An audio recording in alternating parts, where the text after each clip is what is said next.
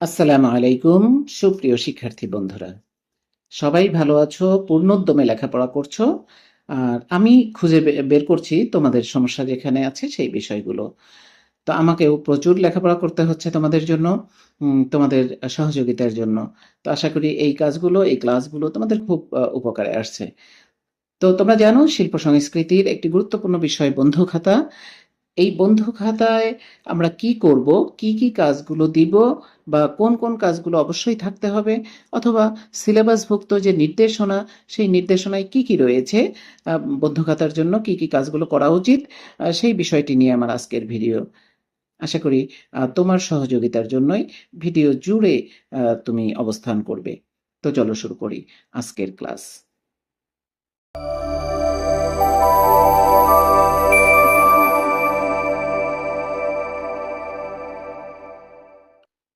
শিক্ষার্থী বন্ধুরা, তোমরা জানো যে সরকার প্রণীত একটি সিলেবাস আমাদের অনুসরণ করতে হচ্ছে, এবং সেখানে মানবন্টন এবং প্রশ্নধারা সব বিষয়টি উল্লেখ করা আছে। সিলেবাস এই সকল বিষয়ই আছে, যে বিষয়টি ইতিমধ্যে আমি তোমাদের সাথে শেয়ার করেছি আমার ভিডিও ক্লাসের মাধ্যমে। তো এখানে খেয়াল করো যে বন্ধু খাতা, এর জন্য বরাদ্দ রয়েছে 15 নাম্বার। এটা কিন্তু ওই 100 নাম্বারের মধ্যেই 15 নাম্বার। এই কাজটি পরীক্ষার আগেই সম্পাদন করতে হবে। যেহেতু পরীক্ষার আগে সম্পাদন করতে হবে, সেহেতু এখানের এই 15 নাম্বারই তুমি চেষ্টা করলে পেতে পারো। সেজন্য তোমাকে কি করতে হবে? সেজন্য তোমাকে তোমার যে বন্ধু খাতাটা আছে, সেটি তো আমরা জানুয়ারি ফেব্রুয়ারিতে করেছিলাম, কাজেই এই বন্ধু খাতাটা ড্যাম হয়ে গেছে, কালার নষ্ট হয়ে গেছে। আর বন্ধু খাতার কাভারগুলো তৈরি করা হয়েছিল ফেলনা উপকরণ দিয়ে, কাজেই সেটা খুব দ্রুত নষ্ট হয়ে যাবারই কথা। নষ্ট হয়ে যাক অথবা না যাক, আমরা এই 15 নাম্বারের জন্য বন্ধু খাতাটা নতুন করে তৈরি করব, নতুনভাবে তৈরি করব। খুব বেশি সময় তো আর লাগবে না, কিন্তু তোমার খাতাটা নতুন হবে। এতে করে তোমার খাতার যে মূল্যায়নটা হবে, সেই মূল্যায়নে তুমি সর্বোচ্চ নাম্বার এখানে পাবে। আর সঠিক উপায়ে বন্ধু খাতাটা তৈরি করতে হবে। তো সঠিক উপায়ে কিভাবে বন্ধু খাতা তৈরি করবে, সেটা দেখার জন্য আমার একটা ভিডিও দেওয়া আছে, যে কি কি স্টেপগুলো তুমি অনুসরণ করলে একটা আদর্শ বন্ধু খাতা হতে পারে, বা একটা উৎকৃষ্ট বন্ধু খাতা তৈরি হতে পারে। তো সেই ভিডিও লিঙ্কটি আমি এই ভিডিওর ডেসক্রিপশনে দিয়ে দিব, তোমরা ওখান থেকে সেই ভিডিওটি দেখে আসতে পারো। তো এখানে বন্ধু খাতার কোন কোন বিষয়গুলো দেখা হবে, সেই বিষয়গুলো আমাদের জানতে হবে, আমাদের জানা দরকার। যে বন্ধু খাতায় কোন কোন বিষয়গুলো একজন শিক্ষক দেখবেন। যদিও এটা শিক্ষক নির্দেশনা, তোমাদের সহযোগিতার জন্য বা তোমাদেরকে স্পষ্ট ধারণা দেবার জন্য আমি সেই বিষয়গুলো উপস্থাপন করব। চলো দেখি যে কোন কোন বিষয় একটা বন্ধু খাতায় দেখা হয়ে থাকে। এখানে তোমরা দেখতে পাচ্ছ যে বন্ধু খাতা প্রদর্শন বলেছে যে পরীক্ষার সময় শিক্ষার্থীদের বন্ধু খাতা নিয়ে আসতে বলতে হবে। এখানে বলেছে যে 15 নাম্বার, সেটা আবার একটা বিভাজন করে দেওয়া আছে, সেটা একটু দেখো। বলেছে নিজের সৃজনশীলতা প্রয়োগ করে বন্ধু খাতা তৈরি। তুমি যে বন্ধু খাতাটি তৈরি করেছো, সেটা স্বতন্ত্র হয়েছে কিনা, অন্যের চেয়ে আলাদা হয়েছে কিনা, বা তোমার সৃজনশীলতা প্রকাশিত হয়েছে কিনা খাতাটার মধ্যে। অর্থাৎ পুরো কাভার পেজটার উপরে তুমি পাবে 5 নাম্বার। তোমার বন্ধু খাতার কাভার পেজটা তুমি যেমন করেছো, সেটার উপরে তুমি 5 নাম্বার পাবে। তারপরে বলেছে সিলেবাস অনুসারে পাঠ্যপুস্তকে নির্দেশিত সকল কাজ সম্পাদন করা আছে কিনা। যে সিলেবাসটি সরকার দিয়েছে, সেই সিলেবাসের কাজগুলো, যতগুলো কাজ করা দরকার, সেই কাজগুলো আছে কিনা সুশৃঙ্খলভাবে সাজানো। যদি থাকে তাহলে সেখানেও তুমি পূর্ণমান 5 নাম্বার পেয়ে যাবে। তারপরে রয়েছে অধিকতর অনুশীলন। অধিকতর অনুশীলন বলতে বোঝাচ্ছে যে প্রতিটি অভিজ্ঞতায় বন্ধু খাতার একটা নির্দেশনা দেওয়া আছে যে এখানে এই কাজটা করতে হবে। তো শুধুমাত্র সেই কাজটাই তুমি করেছো, নাকি আরো কিছু কাজ তুমি করে তোমার খাতায় রেখেছো? তুমি যদি আরো বাড়তি কিছু কাজ করে থাকো, আরো কিছু সম্পর্কিত বিষয় সম্পর্কিত কিছু কাজ যদি তুমি এক্সট্রা করে থাকো, সেই এক্সট্রা কাজের জন্য তুমি আরো 5 নাম্বার পাবে। যদি করে না থাকো তাহলে কিন্তু এই 5 নাম্বার পাবে না। তো আমি যে সিলেবাসটি এখন তোমাদেরকে দিতে যাচ্ছি, সেই সিলেবাসের মধ্যে এই অধিকতর অনুশীলনের বিষয়টিও আমি মাথায় রেখেছি, এবং সেটি আমি এই সরকার প্রণীত যে সিলেবাস, সেই সিলেবাসের আলোকে আমি এটা তৈরি করেছি। কাজেই এই কাজগুলো তুমি যদি করো, যে কাজগুলোর কথা আমি এখন বলবো, সেই কাজগুলো যদি তুমি করো তাহলে এই 15 নাম্বারের মধ্যে 15 নাম্বারই তুমি পরীক্ষায় পেতে পারো। তো অবশ্যই আমাদের জেনে নেওয়া দরকার যে তাহলে আমরা কিভাবে আমরা সেই কাজটা করব এবং কি কি কাজগুলো করব, ঠিক না? তো এজন্য চলো দেখে নেই যে সিলেবাসে কি রয়েছে। শিক্ষার্থী বন্ধুরা, তোমরা দেখতে পাচ্ছ যে এইখানে 4টি অভিজ্ঞতায় টিক দেওয়া আছে, অর্থাৎ আমাদের সিলেবাসে এই 4টি অভিজ্ঞতা রয়েছে। এই 4টি অভিজ্ঞতা কি কি? স্বাধীনতা আমার, বৈচিত্র্যে ভরা বৈশাখ, কাজের মাঝে শিল্প খুঁজি, প্রাণ প্রকৃতি। এই 4টি অভিজ্ঞতাই আমাদের এই সিলেবাসে রয়েছে। আর এই যে বদ্ধ খাতায় যে কাজগুলো যাবে সেটি এই 4টা অভিজ্ঞতার ভেতরে যে কাজগুলো রয়েছে সেই কাজগুলোই বন্ধ খাতায় সংযুক্ত করতে হবে। তো এখন আহ, বন্ধু খাতায় কি কি কাজগুলো আমরা সংযুক্ত করব সেই বিষয়টি আমি তোমাদের জন্য উপস্থাপন করছি এখন। তোমরা দেখতে পাচ্ছ যে এখানে আমি লিখেছি শিল্প সংস্কৃতি 7ম শ্রেণী। বন্ধু খাতায় যে কাজগুলো সংযুক্ত করতে হবে,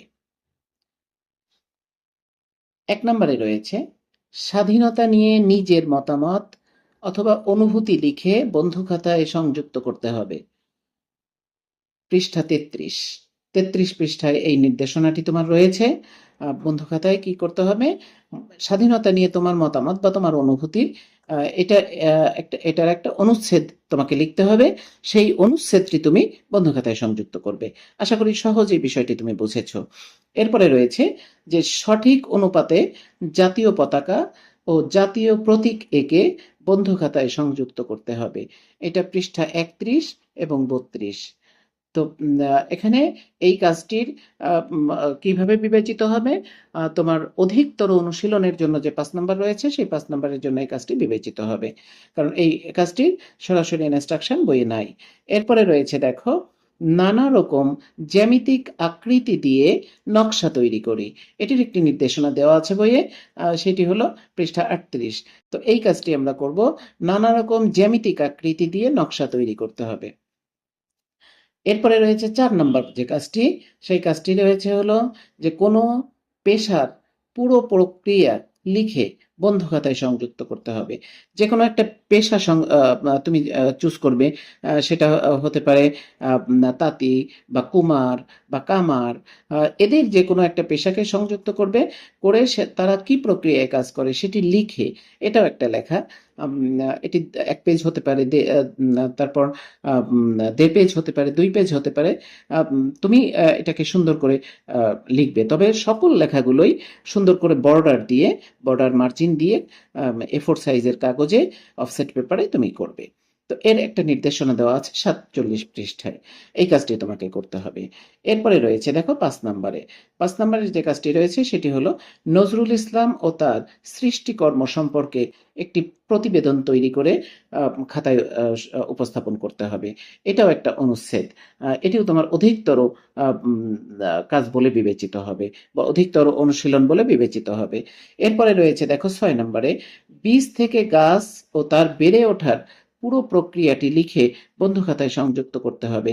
আমরা একটা কাজ করেছিলাম যে একটি চারা বীজ রোপণ করেছিলাম, সেই বীজ অঙ্কুরিত হয়েছিল, কিভাবে অঙ্কুরিত হয়েছিল, কিভাবে বেড়ে উঠছিল, সেটার পুরো প্রক্রিয়াটা তোমাকে লিখতে হবে। লিখে এটি শিক্ষক সহায়তা নিয়ে তুমি করবে। এটা এই কাজটি তোমাকে করে বন্ধু খাতায় সংযুক্ত করতে হবে। এর নির্দেশনা রয়েছে তোমার বইয়ের 62 পৃষ্ঠায়। এরপরে রয়েছে 7 নম্বর কাজ, যে শিল্পী S.M. সুলতান সম্পর্কে বিভিন্ন উৎস থেকে জেনে একটি প্রতিবেদন তৈরি করতে হবে। এটিরও নির্দেশনা রয়েছে 62 পৃষ্ঠায়। আর শিল্পী S.M. সুলতান সম্পর্কে তোমার বইয়ে যতটুকু লেখা আছে সেইটুকু নিতে পারো। আরো কিছু অধিকতর ভালো হবার জন্য তুমি বিভিন্ন উৎস থেকে, অনলাইন থেকে, গুগল থেকে, উইকিপিডিয়া থেকে, বিভিন্ন জায়গা থেকে তুমি বিভিন্ন সোর্স নিয়ে লিখতে পারো, বিভিন্ন তথ্য সংযুক্ত করতে পারো, এতে তোমার লেখাটা সুন্দর হবে। এভাবে 7ম শ্রেণীতে সর্বসাকুল্যে 7টি কাজ তুমি যদি বন্ধু খাতায় চমৎকারভাবে উপস্থাপন করো, তাহলে আশা করা যায় যে তুমি পূর্ণমান পাবে। এবং তোমার খাতাটি যদি সুন্দর হয়, কাভার পেজটা যদি সুন্দর হয়, তাহলে এখানে 15 নম্বরের মধ্যে 15 নাম্বারই তুমি পেতে পারো। তো এই ছিল হলো তোমার সিলেবাস, বন্ধু খাতায় কাজের সিলেবাসটা। আশা করি এই ক্লাসটি তোমার জন্য খুব উপকারে এসেছে, যেহেতু তুমি জানতেই না যে কতটুকু কাজ করব, কি কি কাজ আমার শিল্প সংস্কৃতির জন্য যে বন্ধু খাতা রয়েছে সেই বন্ধু খাতায় কি কি কাজ করতে হবে, এই বিষয়টির একটা ক্লিয়ার ধারণা পেয়ে তোমার অনেক উপকার হয়েছে আশা করি। তো যদি সত্যি সত্যি উপকার হয়ে থাকে তাহলে ক্লাসটি শেয়ার করে দিও বন্ধুদের মধ্যে, যাতে করে তারাও ক্লাসটি দেখতে পারে এবং তারা ভালোভাবে চমৎকারভাবে তোমার মতোই একটি বেস্ট রেজাল্ট এই বন্ধু খাতা নিয়ে করতে পারে।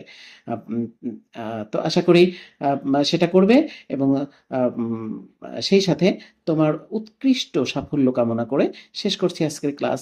ভালো থেকো। আল্লাহ হাফেজ। আসসালামু আলাইকুম।